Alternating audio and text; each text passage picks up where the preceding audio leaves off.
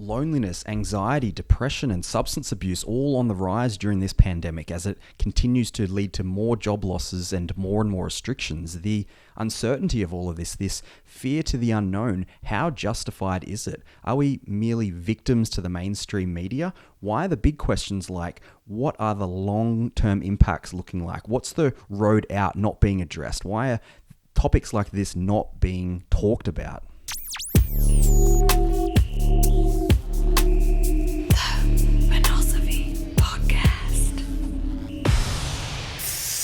What's going on, everybody? This is Hayden coming at you with another episode of the Pernosophy podcast, a show about life science and philosophy. On this episode, we're going to be talking about this entire collapse of the globe and how potentially the long-term impacts that are already beginning, they're already in their initial stages, how more potent are they in comparison to what's going on with this whole fear-mongering or this lockdown that is, of course, justified to an extent. The lowering of all these, the rates of infection, the rates of deaths, and this lowering of flattening the curve. This is all justified. Of course, we've seen huge changes, especially in Australia. We were projected to reach this high threshold where it was going to be incredibly devastating, as reported by so many media outlets. But we've been able to get on top of it. We've been able to flatten the curve. We've been able to make sure it wasn't as impactful as it was. And that is, of course, due to us all being in lockdown. Most people have, besides the essential workers, most people have gone home and they've stayed at home and they've made sure that they're not out and about, and it's been hugely positive to our rates of infection, our rates of death. So, of course, there is a justified reason for going into this incredible lockdown, but one of the big things that is going on during all of this is this rise of the really serious mental health issues that are, of course, as a direct result for this pandemic crisis. But it seems to me that one aspect of this is just simply the mainstream media causing this, because there are so many people right now that are actively avoiding the news. They're thinking, I need to switch off. I can't deal with another day of reading this news. I can't deal with another day of watching all these stories. And even scrolling through social media is becoming unhealthy for these people. They're having to shut down, and it's just become too overwhelming. And that's completely fair enough. Anybody that is going through too much, emotion during all of this, and they're unable to think clearly or stay up to date with what's going on, is completely, you should be taking time out from being on social media, from watching the news. But that is one insight immediately, because you can see that there is news that is floating around on the internet that is causing these people to become too distressed by reading it. So then they're actively avoiding it. They're pulling back. They're making sure they're not being informed with everything that's going on. And that's one big thing that we have to pay attention to, is that the media is causing a lot of people's stress and fear. And so that means that how they're reporting it, how they're keeping everybody up to date with everything that's going on, is obviously could be argued that it's a negative way of doing it, because in a way we should all be staying informed with what's going on. It's one of the biggest historical events of our lives, and it might be the biggest historical event that happens in all of our lives, but that is warrant for us to stay attentive towards what's going on, to make sure that we're not missing out on the little details, the weird regulations that come in that might take away some of our freedoms, like the app that people are talking about where it'll track everybody, like the dystopian sort of stuff that I was talking about in a previous episode.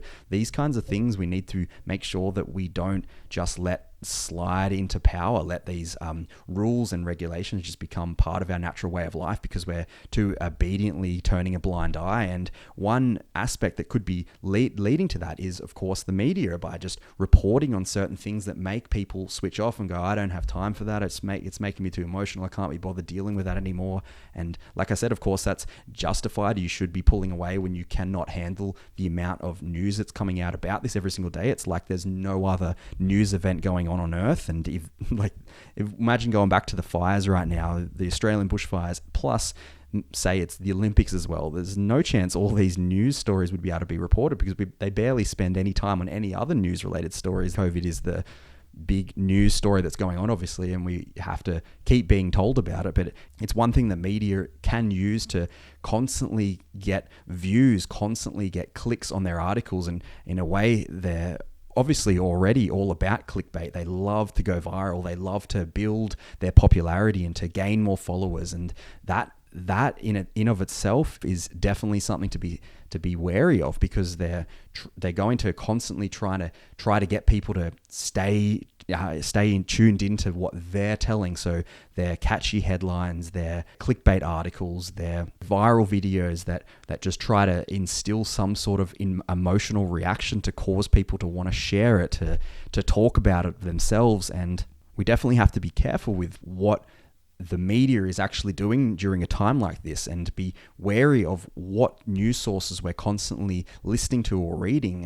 And that as well is one thing to think about, is where do you always get your news from? Are you able to read or watch somewhere else to make sure you're getting not just one side of the story, not this one spin on it all, but you're also getting the other side, the people that you generally don't like to listen to, but just giving you that both sides of the argument, both sides of the story. Because on one side you've got certain news stations telling you it's super bad, this is going on, we have to be very, very vigilant, and then you've got the other people saying these are the stats. Like, for example, in Australia, we've got 26 million people, but only 70 to 80 people have passed away from it. And including inside that, it's the health conditions of these people, the age of these people is quite high. And so there has to be some sort of disparity with this, where we make things a little bit more clear, where you think, okay, well, these are the literal facts, and this is potentially just the news to make us react a little bit, to like I said, to share that article, to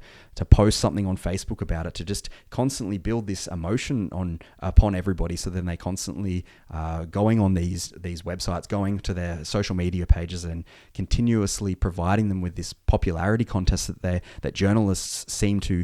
most journalists seem to love to chase. And on top of all of that, of course, are the mental health impacts that come with this entire lockdown, by being stuck at home, by losing your job. The substance abuse, of course, is one thing that's on the rise. I read the other day that wine sales online in America have already gone up by 400-something%. People might just be buying online because they don't want to be going to the store, and perhaps they'd be drinking that anyway. But the huge increase in that kind of statistic is quite eye-opening, and you can think that, of course, the entire globe as well, there's other countries that are going to be doing similar things. And domestic violence, these types of things are not just going to be impacting life right now, but for the unforeseeable future. Like, who knows how long this aftermath of the pandemic is going to last, and what type of effects it will have on everybody's lives, which does raise the question, what is the difference between the amount of lives that are going to be impacted due to this virus? So loss of job, loss of income, loss of business, loss of social interaction, being stuck at home more, substance abuse, domestic violence, suicide, all these types of things. What are the numbers there in versus the people that are being that are completely susceptible or in a high risk category towards this virus? So it becomes a question of, are there going to be more people impacted due to this entire collapse versus the people that are primarily affected from the virus? So you've got the people that will be impacted long term and during, not necessarily related to being in a high risk category, versus the people that are in the high risk category and are being impacted. What will be the outcome when you put those two categories together? And that's obviously a question that can't be answered right now, but it is definitely something that we should be thinking about. We should be thinking about what we can do to help the people that have been impacted specifically, and making sure that we build some sort of network around it all, making sure we build some sort of infrastructure that makes sure people are able to look for jobs, get back to work eventually, don't rely just on the JobKeeper, job seeker payments and all that. Because as well, with all of this, are the people that missed out on birthdays, missed out on weddings, missed out on funerals, like graduations, all these types of events that are going on during this entire lockdown.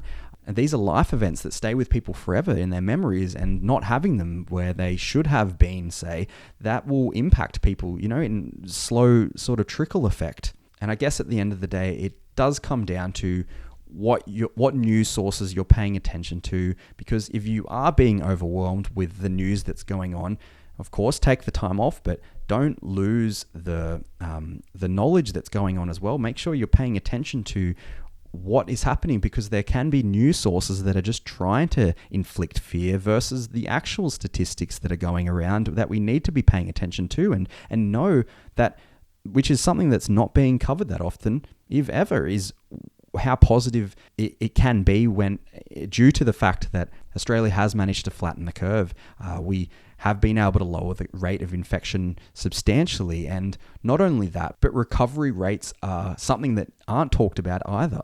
But I'd love to hear your thoughts on this. Are we merely victims to the mainstream media, or are their headlines, their articles, their videos that they're putting out justified to instill this fear, to instill this emotional reaction within all of us? You can let me know by jumping on pernosophy.com. There you'll find each individual episode, and you'll be able to just click on this episode and leave a comment. You can also, if you're watching this on YouTube, leave a comment below.